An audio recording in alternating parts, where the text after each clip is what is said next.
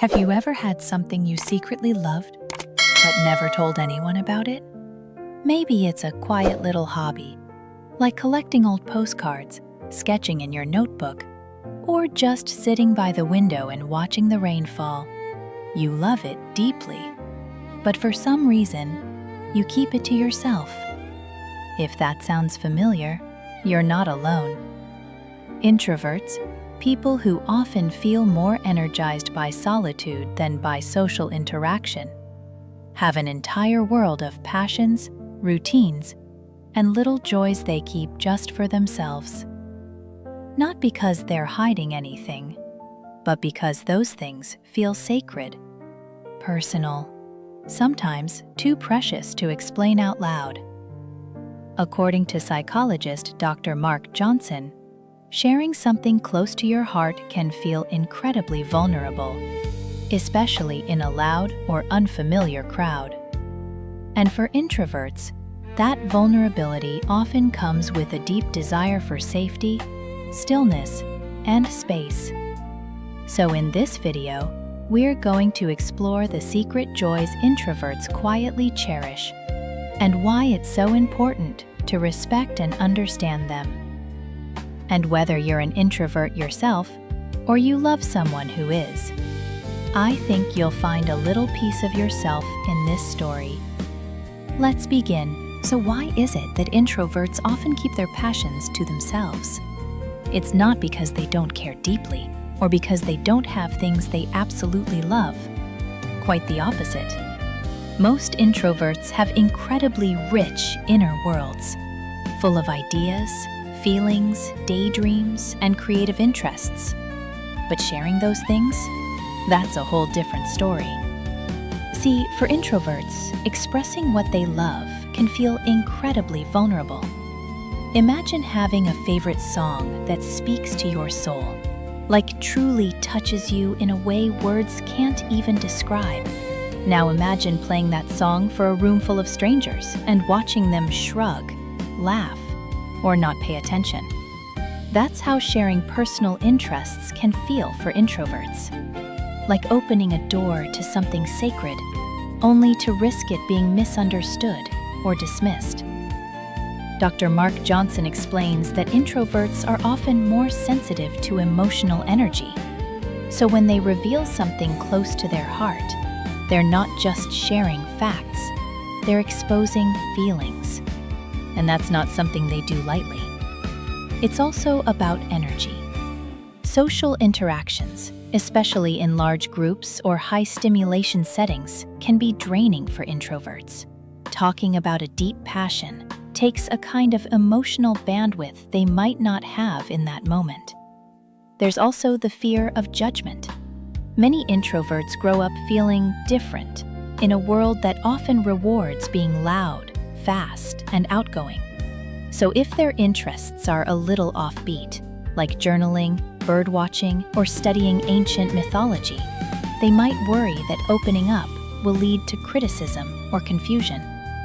But here's something beautiful. When introverts do find a safe space, whether it's with a close friend, a supportive community, or even in the quiet of their own journal, they absolutely bloom. Their passions come alive in the details, in the way they light up when they talk about something they love, in the depth of thought they bring to even the smallest interest. You just have to meet them where they are. Let's talk about something introverts are secretly amazing at, something they do without even trying, but that brings them so much quiet joy: observation. While the world rushes by chasing after the next big moment, introverts are often the ones standing still, paying attention to the little things most people miss. It's not just that they notice more, it's that they feel more deeply what they see.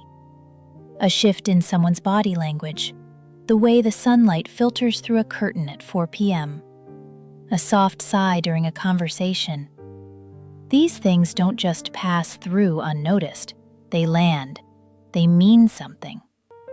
Susan Cain, author of Quiet, The Power of Introverts in a World That Can't Stop Talking, describes introverts as having a heightened sensitivity to their environment. Their senses are tuned to a slightly different frequency, one that picks up on nuance, energy, and subtle beauty. And for many introverts, that sensitivity isn't a burden, it's a gift. Even something as simple as people watching in a cafe or noticing the way autumn leaves fall in patterns can be a deep source of joy. For an introvert, observing the world isn't passive, it's intimate. It's how they engage, how they learn, how they process. And that witnessing, it gives them insights others might never see. The next time you see someone sitting alone, not scrolling, not fidgeting, just watching, don't assume they're lonely. They might be in their element. Now let's move to something introverts often crave more than anything: meaningful one-on-one interactions. Small talk in a big group can be exhausting. The noise, the interruptions, the surface-level chatter. For many introverts, it's like running a marathon with no finish line. But one-on-one conversations? That's where they come alive. That's where the connection feels real. It's not that introverts don't like people. In fact, they often love meaningful connection more than anything. But they thrive in depth, not in volume. In quiet understanding, not in constant stimulation.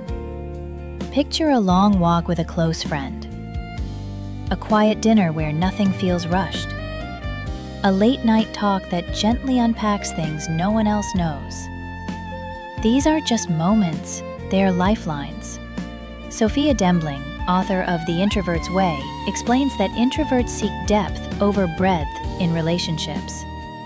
They build slowly, but their roots run deep. And it's in those quiet, one-on-one spaces where they feel safe enough to show their truest selves. So if you love an introvert, give them time. Don't rush them into the spotlight. Just sit with them. Be with them. That's when the magic happens.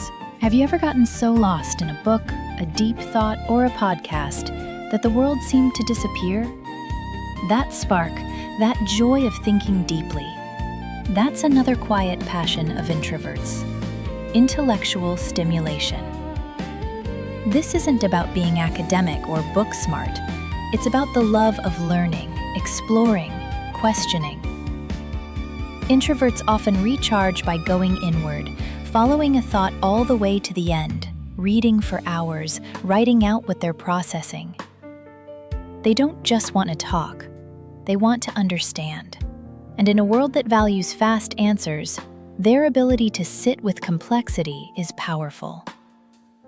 Studies show that introverts tend to have more brain activity in areas related to deep thinking and memory. They're wired for introspection. So when they spend hours journaling, researching, or reflecting, it's not escapism. It's how they stay emotionally grounded. The next time you see someone sitting quietly with a notebook or completely absorbed in a podcast, don't assume they're zoning out.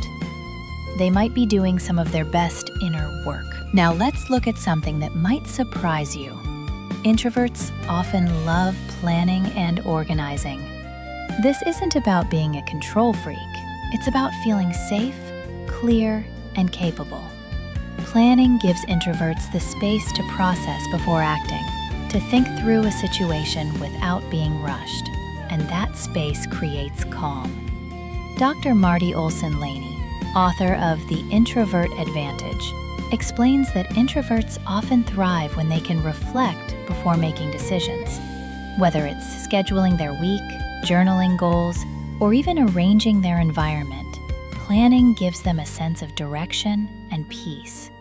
A Sunday evening spent organizing, a desk arranged just so, a color-coded planner, these things might look simple, but for introverts, they're part of how they manage energy and emotions.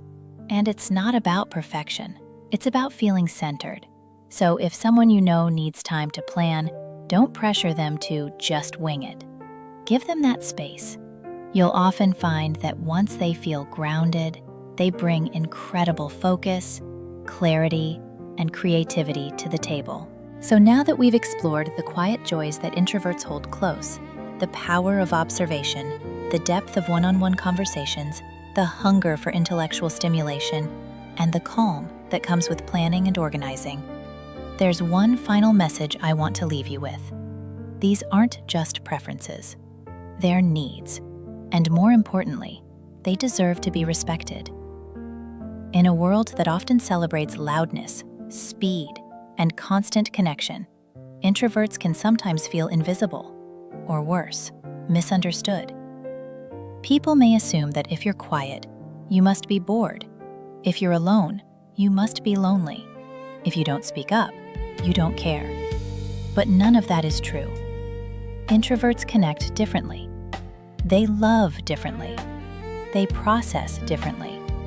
And when we rush past their rhythm, we miss out on everything they quietly bring to the table. So if you're someone who's struggled with feeling too quiet or too different, let me tell you, there is strength in your silence. There is clarity in your calm. You don't have to shout to be heard. You don't have to change to fit in. You just have to be who you are, because who you are is already enough. If any part of this message resonated with you, feel free to share your thoughts in the comments. Maybe tell us, which quiet joy do you treasure the most? Or how do you protect your inner peace in a noisy world? In our next video, we're diving deeper into what it really means for introverts to recharge, how to protect your energy without feeling guilty, and how to create boundaries that feel empowering instead of isolating. Until then, take care of your space. It's sacred. And so are you. Thank you for staying until the end of today's video. If you're here, it means you care about your mental health, and that's already a brave step. Life in your 20s, 30s, or 40s can feel overwhelming. Work stress, family pressures, and the constant comparisons of social media. Depression hides behind all of that, making you feel alone. But you are not alone.